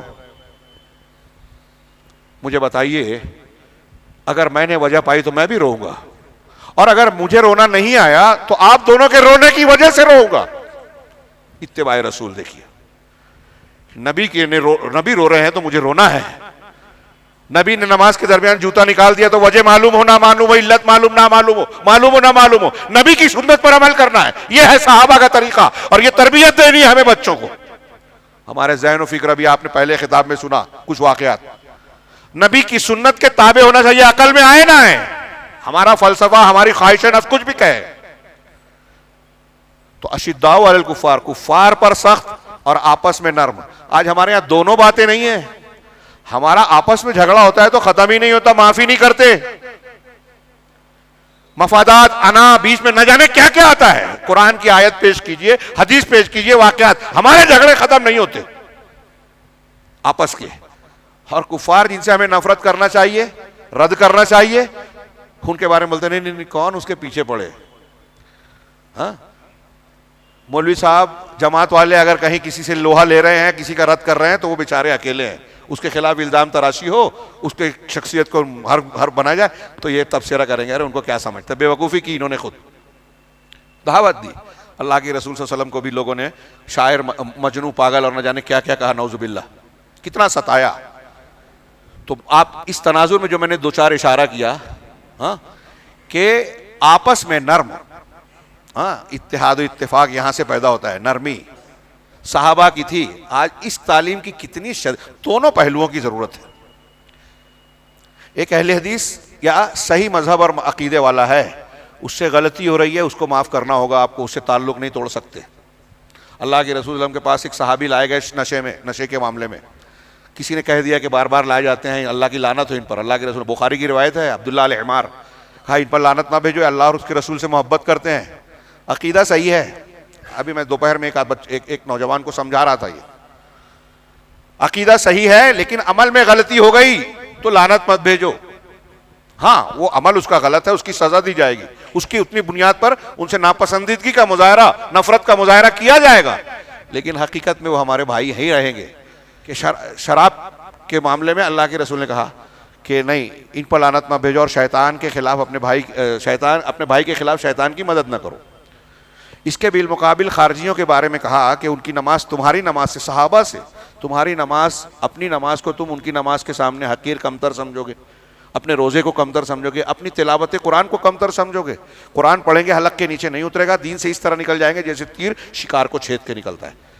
انہیں مل جائے تو قتل کرنا، مجھے مل جائیں گے تو عاد کی طرح قتل کروں گا. یہ الگ الگ روایتوں میں، بخاری مسلم میں 20 سے زیادہ روایتیں ہیں. وہ جہنم کے کتے ہیں، 10 جہنم کے کتے ہیں وہ. ان کی نماز بہت اچھی، نماز اچھی، روزہ اچھا، تلاوت بھی خوب کر رہے ہیں، لیکن اسلام سے نکل گئے. وہ شراب پی رہے تھے لیکن ان کا عقیدہ صحیح تھا، وہ اسلام میں ہے. سمجھئے یہ اصول ضابطہ ولا اور برا کا. اشداء علی الکفار رحماء بینہم، آپس میں معاف کرنا سیکھیے، لیکن آج ہمارے یہاں یہ بہت مشکل کام ہے. ہاں بھائی بھائی کا جھگڑا ہے, شادی بیاہ میں شریک نہیں ہوتے, شادی بیاہ کا موقع آتا ہے تو جیسے لگتا ہے کہ ٹائم مل گیا ہے اپنی بھڑاس نکالنے کا, نہیں آؤں گا, لوگ سمجھا رہے ہیں مانتا ہی نہیں ہے. صحابہ کی طرح پڑھیے زندگیاں صحابہ کی, ہم سے آپ سے بہت بہادر تھے لیکن اللہ کا حکم آگے نہ جھک جاتے تھے, اللہ کا اپنے آپ کو اللہ کے تابع بناتے تھے. تو عقیدے میں قرآن میں ہم صحابہ کا اسوہ دیکھیں کیا تھا. عقیدے میں ایک دو مختصر سی اشارے مثال. حضرت عبداللہ ابن مسعود رضی اللہ تعالیٰ عنہ نے اپنی بیوی کے گلے میں دیکھا کہ دھاگا بندھا ہے, ہماری مائیں بہنیں سماعت فرمائے. تو آئے عبداللہ ابن مسعود, دیکھا صحیح روایت ہے, کہا یہ کیا باندھ رکھا ہے؟ کہا وہ آنکھ میں میری تکلیف ہو رہی تھی صبح سے, پڑوس کی ایک یہودن عورت آئی اور اس نے مجھے یہ پھونک کر دم کر کے دھاگا دیا, میں نے پہن لیا اور جب سے مجھے آرام ہے. نوٹ کیجئے یہ پوائنٹ کہ دھاگا باندھنے کے بعد آرام ہے, مزار پہ جانے کے بعد کسی کو آرام ہو جاتا ہے, چرچ میں جانے کے بعد ہو جاتا ہے, جادو کرنے کے بعد آرام لگتا ہے, وہ لگتا ہے ہوتا نہیں ہے. حضرت عبداللہ ابن مسعود رضی اللہ تعالیٰ عنہ کی بیوی کو بھی لگا. تو حضرت عبداللہ ابن مسعود نے اس کی وجہ بتائی, دیکھیے اس سے سبق لیجئے. انہوں نے کہا کہ آل ابو عبد الرحمن عبداللہ ابن مسعود کا خاندان شرک سے بے نیاز ہے, میرا گھر شرک نہیں کر سکتا. یہ شیطان تھا جو تمہاری آنکھوں میں نقصان تکلیف دے رہا تھا, کشوکے لگا رہا تھا, تو تم نقصان تکلیف محسوس کر رہے تھے نا, شیطان لگا رہا تھا. جب اس یہودن نے تم کو پھونک کر یہ دھاگا دیا تو اس نے کشوکے لگانا بند کر دیا. شیطان کا مقصد ہے گمراہ کرنا, اب تب تم نے شرک والی چیز اختیار کر لی, شیطان کا مقصد حاصل ہو گیا, اس نے تکلیف دینا بند کیا تاکہ تم کو بھروسہ ہو جائے کہ یہاں مجھ کو فائدہ ہوا, مزار پہ گیا تو مجھ کو یہ فائدہ ہو گیا, تو شیطان وہاں اچھا ہٹ جائے گا آپ سے تکلیف دے رہا ہے تو. پھر حضرت عبداللہ ابن مسعود نے کہا کہ اگر تمہیں اس قسم کی کوئی بیماری تکلیف ہو تو یہ کلمات کہیں جو رسول اللہ صلی اللہ علیہ وسلم نے سکھائے ہیں, اذھب الباس, تکلیف کو دور کر دے, رب الناس, اے لوگوں کے پروردگار, واشف, اور شفا دے دے, انکا انت الشافی, تو ہی شفا دینے والا ہے, لا شفاء الا شفاؤک, تیری شفا کے علاوہ کوئی شفا ہے ہی نہیں. شفاء لا یغادر سقما, ایسی شفا دے جو بیماری کو کچھ بھی نہ چھوڑے. جامع دعا, اور اس جامع دعا میں توحید کی تعلیم بھی ہے. شرک سے بچایا پہلے تعویذ کاٹ کے, اور تعلیم دی کہ یہ دعا پڑھو جس میں تعلیم ہے کہ آپ یہ یقین رکھیے کہ آپ کیسے بھی بیمار ہو جائیں, کوئی ڈاکٹر کوئی طبیب اگر اللہ نہ چاہے تو آپ شفا نہیں پا سکتے. حضرت حذیفہ بن یمان رضی اللہ تعالیٰ عنہ نے ایک شخص کے ہاتھ میں دھاگا دیکھا, کاٹا اور قرآن کی آیت پڑھی, وَمَا يُؤْمِنُ أَكْثَرُهُمْ بِاللَّهِ إِلَّا وَهُمْ مُشْرِكُونَ, کہ اکثر لوگ اللہ پر ایمان نہیں رکھتے مگر شرک کرتے ہیں. یہ شرک اکبر کے بارے میں اور ان شرک اصغر کے بارے میں استدلال کیا.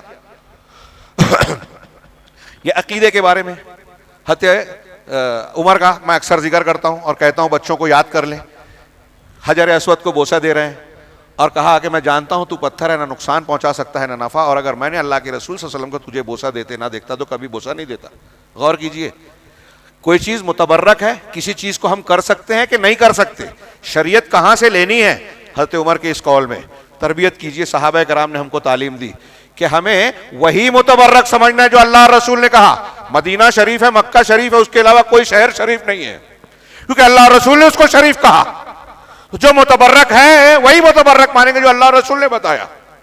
حجر اسود کو بوسہ دیا تو اب کسی پیر بابا کو نہیں دیں گے. صحابہ کرام نے اللہ کے رسول کو بوسے دیے, لیکن کسی حضرت ابوبکر صدیق اور حضرت عمر فاروق کو اس طرح متبرک نہیں مانا, نہیں مانیں گے اب کسی کو. یہ عقیدے کا معاملہ. قرآن ہمیں کہاں سے سیکھنا ہے؟ اللہ کے تعلق سے علم ہو تو ہی قرآن کے بارے میں بولنا ہے. ابوبکر صدیق سے ایک شخص نے آ کے کہا کہ 5 منٹ اور ہے نا. ابوبکر صدیق رضی اللہ تعالیٰ عنہ سے کسی نے آ کے پوچھا کہ قرآن میں اللہ تعالیٰ نے کہا وہ فاکہۃ و ابا, ہم نے تم کو یہ نعمتیں دی, اس میں سے فاکہہ اور ابا بھی دیا. فاکہہ کا معنی میوہ, ابا ایک سبزی کو کہتے ہیں. حضرت ابوبکر صدیق کو معلوم نہیں تھا. آج ہمارے ہاں لوگوں کو معلوم نہیں ہوتا ہے, دین کی تھوڑی موڑی ترجمے والی تعلیم حاصل کر لی, کچھ چیزیں یاد کر لی اور فتویٰ دینے لگے. بہت بڑا گناہ اور جرم ہے. اللہ پر بغیر علم کے کوئی بات کہنا شرک اور کفر کے برابر ہو جاتا ہے بعض اوقات, اور بعض مرتبہ اس سے بڑھ جاتا ہے, اس لیے کہ اس میں شرک بھی آ جاتا ہے اور مزید گناہ بھی آتا ہے. آج کل لوگ فتوے دے رہے ہیں, ایسے لوگ جن کو وہ مقام نہیں ہے وہ فتوے دے رہے ہیں. حضرت ابوبکر صدیق سے قرآن کا یہ معنی پوچھا گیا, ان کو معلوم نہیں تھا, تو جواب کیا دیا؟ صحابہ سے سیکھیے, بچوں کو بتائیے, علماء کو سیکھنا چاہیے. ایو سماء تذلنی و ایو ارض تقلنی اذا قلت فی کلام اللہ ما لا اعلم. انہوں نے جواباً کہا کہ کون سا آسمان مجھے سایہ دے گا, کون سی زمین پناہ دے گی اگر میں اللہ کے کلام کے بارے میں وہ بات کہوں جو میں نہیں جانتا. جو نہیں جانتا وہ کیسے کہہ دوں. صحابہ کرام ہجرت سے پہلے کے واقعات کو دیکھیے, کس طریقے سے دین کو قبول کر لینے کے بعد ان کو تڑپایا گیا, ستایا گیا, لیکن حضرت بلال کو گرم ریت پر گھسیٹا جا رہا ہے جس پر آپ 1 منٹ پیر نہیں رکھ سکتے, اس پر گھنٹوں رکھ کے گھسیٹا جا رہا ہے اور کہہ رہے ہیں احد احد, اللہ ایک ہے, توحید کو چھوڑ نہیں سکتا. توحید پر استقامت, حوصلہ, اللہ پہ بھروسہ, یہ اس قسم کے واقعات پڑھیے صحابہ کرام کے. ہاں, تنہا ہمیں آج لگے گا کہ یہ جو فلمی ایکٹرز اور فلاں کو ہمارے نوجوان اپنا آئیڈیل بنا لیتے ہیں, یہ کہیں نہیں ہوں گے نچنیے اور بکاؤ, ضمیر فروش بے دین جو دنیا کی زندگی کے طریقے اور پیشاب پاخانے کے طریقے سے بھی واقف نہیں ہے. صحابہ کرام کی زندگیاں پڑھائیے تو ان کی قربانیاں, جان مال کو بے دریغ قربان کر دینا, احد اور بدر میں شہید ہونے والے صحابہ, حضرت ابو عمارہ کو اللہ کے رسول اللہ صحابہ کو بلاتے ہیں, آخری سانسیں چل رہی ہیں, واقعہ پورا نہیں بیان کر رہا ہوں. ہاں, آپ کے پیر میں سر رکھ دیا اور آنکھوں سے بجائے آنسو کے سانس اکھڑ رہی ہے, سانس نکل رہی ہے, روح قبض ہو رہی ہے, آپ کی طرف دیکھ کر مسکراتے ہیں, اسی حال میں جان نکلتی ہے. وہ اللہ سے راضی ہو گئے. اللہ کے راستے میں قربانیاں آئیں, پریشانیاں آئیں تو یہ خوشی کی بات ہے کہ اللہ نے ہم کو موقع دیا قربانی دینے کا. یہ صحابہ کرام کی زندگیوں میں ہمیں نظر آتا ہے. صحابہ کرام کی زندگیوں میں ایک آج کل جو موبائل اور شہوت پرستی کا دور ہے اس کے تناظر میں حضرت مرثد ابن ابی مرثد غنوی کی ابو داؤد میں روایت ہے, علامہ البانی نے اسے حسن کہا ہے, سند کو حسن کہا ہے. یہ کب مکہ سے قیدیوں کو جو مسلمان ہو گئے قید کر لیتے تھے مکہ والے, ان کو نکال کے لاتے تھے. ایک رات گئے تو وہاں اناق نام کی ایک عورت جو ان کی شناسہ تھی اسلام لانے سے پہلے, آپس میں ان کا جسمانی تعلق بھی ہوتا تھا, انہوں نے ان کا سایہ دیکھا رات کے اندھیرے میں, کہا کون ہے, کیا مرثد ہے؟ تو انہوں نے کہا ہاں. کہا چلو آؤ, آج بہت اچھا ہوا, ہم میرے ساتھ رات گزارو. تو اس نے کہا کہ اے اناق, ان رسول اللہ صلی اللہ علیہ وسلم حرم الزنا. ہاں, اے اناق, اللہ کے رسول صلی اللہ علیہ وسلم نے زنا کو حرام قرار دیا, اب میں یہ نہیں کر سکتا. تو اس نے خیمے والوں کو آواز دی کہ دیکھو یہ تمہارے قیدی کو چھڑا کے لے جانے کے لیے آیا ہے. لوگ دوڑے, یہ بھاگے اور پہاڑی کی طرف جا کے چٹان کی طرف ایک غار میں بیٹھ گئے. 8 لوگ آئے, وہاں کھڑے ہو کے ڈھونڈ رہے تھے اور کہا کہ اگر وہ مجھے نیچے دیکھ لیتے تو مجھ پر نظر پڑتی. ایک آدمی نے پیشاب بھی کیا جس کے پیشاب کے چھینٹے میرے اوپر آئے, لیکن وہ دیکھ نہیں سکے, اللہ نے ان کو دیکھنے نہیں دیا. پھر وہ چلے گئے, میں اپنے قیدی کو نکال کے لے گیا اور پھر اللہ کے رسول صلی اللہ علیہ وسلم کے پاس پہنچا اور کہا کہ اللہ کے رسول, ہاں میں چاہتا ہوں کہ اناق سے شادی کر لوں, آپ مجھے نکاح کروا دیجئے. اللہ کے رسول صلی اللہ علیہ وسلم خاموش رہے اور پھر قرآن کی آیت ہے الزانی لا یزنی الا الزانی لا ينکح الا زانیۃ او مشرکہ, اور آگے کی آیت سورہ نور کی آیت آئی کہ زانی آدمی اسی عورت سے نکاح کرتا ہے, وہ یا تو زانیہ ہو یا مشرکہ ہو. تو اللہ, اور آیت کے آخر میں وحرم ذلک علی المؤمنین, مومنین پر یہ حرام قرار دیا گیا ہے. تو اللہ کے رسول صلی اللہ علیہ وسلم کے پاس وہ آئے صحابہ کرام, کیا نام ہے, ان کو بلایا اور کہا کہ دیکھو اے, یہ قرآن کی آیت نازل ہو گئی تمہارے تناظر میں اور اللہ نے مومنین پر یہ حرام کیا, اس سے نکاح مت کرو, شادی مت کرو. اس تناظر میں ہمارے بچوں اور بچیوں کی تربیت کی جائے. ہاں, غامدیہ سے زنا ہو گیا, معیز اسلمی سے زنا ہو گیا, خود آ کر کہہ رہے ہیں مجھے سزا دیجیے. واقعہ مائیں بہنیں بھی جانتی ہیں, آپ بھی تھوڑی دیر کے لیے اپنے آپ کو رکھ کر سوچیں. آج کی کوئی عورت سوچے کہ اس طرح کا گناہ ہو جائے, ہم جائیں گے لوگوں کے سامنے بولنے کہ میں نے یہ گناہ کیا ہے, سزا دے دو؟ کیا وہ بے وقوف تھی؟ کیوں؟ ان کی تربیت وہی ہوئی تھی جو ابھی آپ نے سنا نا کہ جہنم سے بچ جائیں, اللہ کے سامنے ناکام نہ ہو, دنیا میں کوئی سزا مل جائے لیکن اللہ کے عذاب سے آخرت میں محفوظ رہیں. یہ تربیت تھی ان کی. اس لیے گناہ ہوا تو توبہ کرنا چاہتے تھے, سچی توبہ. اللہ نے جو حرام کیا ہم اس کا ارتکاب نہیں کر سکتے, ہو گیا تو توبہ کرنا ہے, سچی توبہ جو بھی ہو. حضرت عائشہ صدیقہ رضی اللہ تعالیٰ عنہ نے ایک قسم توڑی تھی, کہہ دیا تھا کہ میں عبداللہ بن زبیر سے بات نہیں کروں گی. پھر بعد میں لوگوں نے سمجھایا, ایک ناراضگی تھی, وہ واقعہ ہے لمبا, پھر بات تو کر لی اور اس کے کفارے میں جو 1 غلام آزاد کرنے یا 3 روزہ رکھنے سے ہو سکتا تھا, ہاں 10 مسکینوں کو کھانا کھلانے سے, انہوں نے کئی 3 سے زیادہ روزے رکھے, تقریباً 40 غلاموں کو آزاد کر دیا. کہیں ایسا نہ ہو کہ قبول نہ ہو, کہیں پکڑ ہو جائے. بہت سے مسکینوں کو کھانا کھلایا. ان کا تورع, ان کا اللہ کا ڈر دیکھیے. اس ڈر پہ تو میں یہ عرض کرنا چاہتا ہوں کہ اللہ کے رسول صلی اللہ علیہ وسلم نے جو تربیت دی اور صحابہ اپنے بچوں کو جو دیتے تھے تربیت, ہاں وہ تھی یہ کہ سب سے پہلے عقیدے پر محنت کی جائے. آپ اس کے دل میں توحید, اللہ کا ڈر پیدا کر دیں, گناہوں سے بچے گا. آپ اس کے دل میں اللہ کی محبت کا پیدا کر دیں, قرآن سنت اور دین سے محبت کرنے والا ہو جائے گا, علماء سے محبت کرے گا, مسجدوں سے محبت کرے گا, صحیح تربیت ہوگی. اب ہم دیکھ رہے ہیں کہ ہماری بچیاں, ابھی زنا کی بات ہے, اس سے بہت ہلکی چیز کو بولے کہ بے پردہ ہے, کوئی خاتون برقع نہیں پہنتی, بے پردگی سے جاتی ہے اجنبیوں کے سامنے, کہا یہ حرام ہے, کہتے ہیں نظر کا پردہ ہوتا ہے. فلسفہ نیا نیا کالج میں پڑھ رہی ہیں ہماری بچیاں, مسجد میں تو بند کر دیا لوگوں نے, بہت سارے لوگوں نے, ابھی اجازت دے رہے ہیں, دروازہ کھول رہے ہیں, دین سیکھے نہیں ہیں. دنیا سکھانا ضروری ہے کہ یہاں کمائی کریں گی, لیکن جہنم سے بچے یہ ضروری نہیں ہے. حضرت سعد کہتے ہیں کہ میں اپنی بیوی کو کسی غیر سے بات کرتا دیکھ لوں تو جو ہے اس کو کھلے ہتھیار سے اس کو مار دوں. لوگوں نے کہا اللہ کے رسول کے پاس پہنچ کر کے سعد ایسا کہتے ہیں کیا تم کو, تو کہا کہ اتعجبون من غیرت سعد, کیا سعد کی غیرت پر تمہیں تعجب ہے؟ اللہ کی قسم میں اس سے زیادہ غیرت مند ہوں, اور اللہ مجھ سے زیادہ, سب سے زیادہ غیرت مند ہے, اسی لیے بے حیائیوں کو حرام کیا ہے. اب ایک مومنہ خاتون ان آیتوں کو, ان چیزوں کو سننے کے بعد بھی بے پردہ رہے, برقع نہ پہنے, اجنبیوں سے لحاظ اور اپنی طاقت کے مطابق جو ہے وہ شریعت کے اصولوں کی پابندی نہ کرے, تو عزتوں پر آنچ آئے گی, اللہ کا عذاب آئے گا, اس گھر کے لوگ دیوس ہو جائیں گے, بے غیرت کہلائیں گے, اور یہ بے غیرتی پھر بہت ساری خرابیاں پیدا کرتی ہیں سماج اور معاشرے میں. ہاں, شرم و حیا کا خاتمہ کرتی ہیں. یہ صحابہ کرام کا مزاج تھا. بس ایک آخری مثال کہ اللہ کے رسول صلی اللہ علیہ وسلم کی وفات ہوئی, جیش اسامہ تیار تھا, آپ نے بھیجا تھا لیکن کچھ دور جا کے رک گیا تھا. آپ کی وفات کے بعد لوگوں نے کہا کہ ابو بکر صدیق اس جو ہے لشکر کو آپ بھیجیے مت. مدینہ میں دیکھیے حالات کیسے بدل گئے, زکوٰۃ کا انکار کرنے والے ہو گئے, یہ ہو گئے بولے, تو اللہ حضرت ابو بکر صدیق نے کہا کہ یہ کیسے ہو سکتا ہے, یہ کیسے ہو سکتا ہے. لو خطفتنی الکلاب, ہاں الکلاب والسعاب والسباع فی المدینہ, ہاں لیکن فکیف ارد قضا بہ رسول اللہ صلی اللہ علیہ وسلم او کما قال, کہ مجھے مدینہ میں رہتے ہوئے اگر کتے اور درندے پھاڑ کھائیں یہ مجھے گوارا ہے, میں کیسے اس فیصلے کو روک دوں جو اللہ کے رسول صلی اللہ علیہ وسلم نے کیا. آپ نے قتال مانعین زکوٰۃ کے قتال کے لیے لشکر بھیجا, حضرت عمر نے روکا, کہا لا الہ الا اللہ محمد رسول اللہ کہتے ہیں آج کل جیسے بولتے ہیں.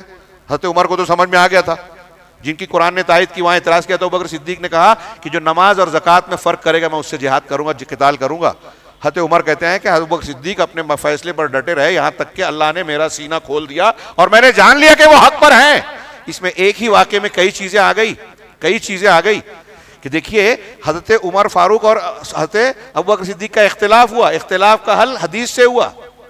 اس حدیث پہ جو پیش کیا تھا کہ نماز اور روزے, نماز اور زکوٰۃ کا ذکر کیا تھا, ابو بکر صدیق نے نماز اور زکوٰۃ میں فرق کرنے والے, اللہ کے رسول نے کہا جو اس کا حق ادا نہیں کرے گا میں اس سے قتال کروں گا. پتہ چلا کہ صدیق اکبر, حضرت عمر الہام والی شخصیت تھے, قرآن میں اللہ نے کئی جگہ تائید کی, لیکن صدیق اکبر کی بات یہاں حدیث کے مطابق تھی, اس لیے عمر فاروق کو بھی ان کی بات ماننا پڑی. ایسی مثالیں ملے گی کہ جب اختلاف ہوتا تو صحابہ کرام اللہ کے رسول کی طرف رجوع کرتے تھے. اگر اللہ کے رسول کی حدیث آ جانے کے بعد کوئی کسی اور کا قول پیش کرتا ابو بکر اور عمر کا, تو حضرت ابن عباس نے کہا کہ تم پر آسمان سے پتھر برس سکتے ہیں, عذاب آئے گا. میں کہتا ہوں اللہ کے رسول نے کہا, تم کہتے ہو ابو بکر اور عمر نے کہا. آج کل ہمارے یہاں لوگ کہتے ہیں کہ فلاں پیر صاحب نے کہا, ڈاکٹر اسرار نے کہا, مرزا نے کہا, اور فلاں امام صاحب نے کہا, مفتی صاحب نے کہا, اور حدیث کو رد کرتے ہیں. اللہ کے رسول کی حدیث کو ابو بکر اور عمر کے راستے میں بھی کے نام پر بھی اگر کوئی چھوڑتا ہے تو ایک صحابی کہتے ہیں, تربیت کیجیے اپنی اور اپنے بچوں کی, ذہن کی, کہ صحابی کہتے ہیں کہ اللہ کے رسول کو چھوڑ کر صحابی کی بات بھی آپ نے مانی اور رد کیا کسی حدیث کو, تو اللہ کا عذاب آ سکتا ہے. تقدیر کا انکار کرنے والے ابن عمر کے پاس آئے, صحیح مسلم کتاب الایمان میں دیکھیے, تو انہوں نے کہا کہ ان کو جا کے بتا دو کہ میں ان سے بری ہوں. اگر کوئی ان میں سے کوئی شخص اگر احد پہاڑ کے برابر بھی اللہ کے راستے میں خرچ کرے گا, ہاں اللہ کے راستے میں خرچ کرے گا, تو اللہ اسے قبول نہیں کرے گا یہاں تک کہ وہ تقدیر پر ایمان لے آئے. اور پھر حدیث پیش کی کہ اللہ کے رسول نے فرمایا ایمان یہ ہے کہ تم اللہ پر, فرشتوں پر, کتابوں پر, رسولوں پر, آخرت پر اور تقدیر کے بھلے برے پر یقین رکھو. آخری بات اسی سے کنیکٹڈ, حضرت عبادہ بن صامت کی اور ابی بن کعب کی دو الگ الگ روایتیں, دونوں صحیح ہیں. ہاں, شیخ محمد عبد الوہاب نے باب منکر القدر میں اسے نقل کیا ہے کہ عبادہ بن صامت نے اپنے بیٹے کو کہا, اپنے بیٹے کو تربیت دیتے ہوئے آخری وقت میں کہہ رہے ہیں, ایک صحابی جو عالم صحابی ہیں, مرنے کے وقت اہم بات بتاتا ہے, ہر انسان کوشش کرتا ہے اس کی نظر میں جو ہے یہ عالم صحابی ہے, تو انہوں نے کہا کہ یا بنی انک لن تجد طعم الایمان حتی تعلم ان ما اخطأک لم یصیبک وما اصابک لم یکن لیخطئک. کتنی جامع باتیں ہیں، غور کیجئے گا کہ وہ کہہ رہے ہیں کہ بیٹے تم ایمان کی لذت اس وقت تک نہیں پا سکتے جب تک یہ یقین نہ کر لو، یقین علم کا لفظ ہے، یہ یقین نہ کر لو کہ جو تمہیں ملا ہے وہ چھوٹ نہیں سکتا تھا.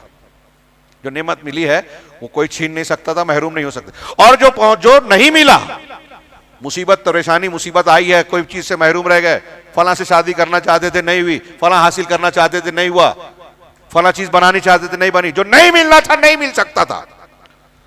ہاں یہ اگر یہ بچوں کو سکھا دیجئے، غریبی میں بھی ہنسنا اور خوش رہنا جان جائیں گے، سیکھ جائیں گے. زندگی کا سلیقہ یہ چھوٹی بات نہیں ہے، یہ جو آپ نے دماغ میں بٹھایا نا، یہ جو ملا چھوٹ نہیں سکتا تھا، جو چھوٹا ملا. کوئی ہمارا گھر تباہ کر دے، ہونا تھا تباہ ہو گیا. اللہ کریم بول کے آدمی جینا، خودکشی نہیں کرے گا آدمی. تقدیر پر ایمان. اللہ کے اس کے آگے پھر انہوں نے کہا آخر میں، بس ختم کروں شیخ، آخر میں کہا کہ میں نے اللہ کے رسول صلی اللہ علیہ وسلم کو کہتے ہوئے سنا کہ اللہ نے سب سے پہلے قلم کو پیدا کیا اور اسے کہا کہ لکھ. تو کہا کیا لکھوں؟ تو کہا قیامت تک ہونے والی ہر چیز کی تقدیر لکھ دو. اور کہا کہ اللہ کے رسول نے فرمایا کہ جو شخص اس کے علاوہ کسی عقیدے پر مرے گا تو اس کا مجھ سے تعلق نہیں. اور یہی بات حضرت ابی کی روایت میں ہے کہ جو شخص تقدیر پر ایمان نہیں رکھے گا اور مر گیا تو وہ جہنم میں جائے گا. یہ اس طرح سے صحابہ کرام تربیت کرتے تھے. اختلافات میں کیا کرنا ہے، کس طریقے سے تعلقات رکھنا ہے، زنا بدکاری سے کس طرح بچنا اور بچانا ہے، ماحول کو کس طرح پاکیزہ بنانا ہے، عقیدے کی صفائی پر خاص طور سے توجہ دینا ہے، اس سے پہل کرنا ہے، سب سے زیادہ اس کا لحاظ کرنا ہے، بچوں کی نگرانی کرتے رہنا ہے. صرف آپ نے کوئی کھانے پینے کی چیز دے دی، تربیت نہیں کی آپ نے بچے کی، بلکہ آپ دشمن ہیں اگر بچے کو غلط راستے پر چلنے دے رہے ہیں، غلط لوگوں کی تقریریں سننے دے رہے ہیں. آپ بچے کے لیے صحیح تربیت خود نہیں کر سکتے تو انتظام کیجئے، مسجد سے جوڑیے، علماء ربانیین سے جوڑیے، قرآن سیکھنے سکھانے والوں سے جوڑیے. حضرت ابن عباس کہتے ہیں کہ قرآن کی تفسیر مجھ سے پیچھیے، میں بہت چھوٹا تھا تب میں نے قرآن کو حفظ کر لیا. یہ صحابہ کرام کا نمونہ ہے ہمارے سامنے کہ بچے تھے، چھوٹے ہوتے تھے، 10 آیتیں عبداللہ ابن مسعود ہم قرآن سیکھتے تھے. تفسیر پوچھو میں نے یاد کر لیا تھا، تو یاد کرنے کے ساتھ ساتھ قرآن کے معنی بھی سیکھ لیے. اللہ کے رسول نے انہیں دعا دی تھی. تو یہ ہمارے سامنے جو نمونہ ہے. میں پھر سے آخر میں اپنی بات کو ختم کرتے ہوئے ایک جملہ جو پہلے کہا تھا دوہراؤں کہ ہم میں سے ہر شخص یہ ضرور کرے، اس کو فرض اور ضروری سمجھیں، آپ اپنی ذمہ داری سمجھتے ہوئے صحابہ کرام کی حیات طیبہ اور جناب محمد رسول اللہ صلی اللہ علیہ وسلم کی سیرت طیبہ کو ہم خود بھی پڑھیں گے، اپنے گھر کے اہل و عیال کو بھی پڑھائیں گے. اللہ رب العالمین سے دعا ہے کہ وہ ہمیں اس کی توفیق دے اور اس کی روشنی میں ہمیں اپنے گھر اور سماج کی طاقت کے مطابق تربیت اور اصلاح کرنے کی توفیق عطا فرمائے اور اس کی برکت سے دنیا اور آخرت میں ہمیں کامیابی دے اور ہر قسم کے عذاب سے محفوظ رکھے.